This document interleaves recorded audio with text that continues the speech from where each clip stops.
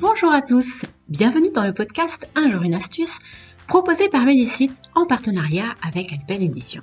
Aujourd'hui, nous allons partir à la découverte du café. En effet, quoi de mieux pour démarrer la journée qu'un bon café ?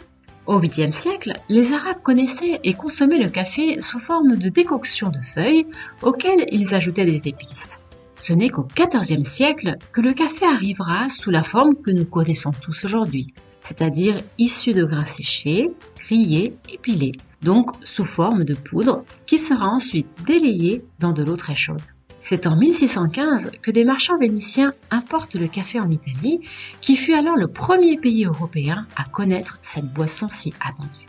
Nous ne la connaîtrons en France qu'en 1660, lorsque la première cargaison partie d'Égypte fut débarquée à Marseille, ville où la première maison du café française fut ouverte en 1670.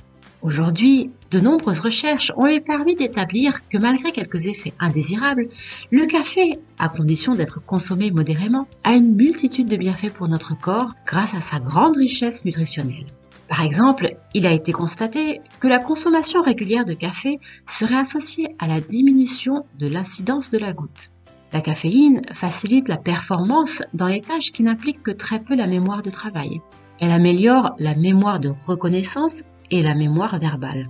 Il est reconnu qu'elle améliore aussi les performances dans les tâches qui demandent une attention soutenue. Ou encore, la caféine influe positivement sur l'humeur et réduit l'anxiété à condition que la consommation de café ne soit pas supérieure à 6 tasses par jour, car cela entraînerait l'effet inverse.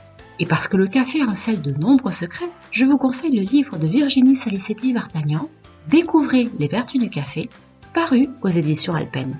Quant à moi, je vous donne rendez-vous demain pour une nouvelle astuce.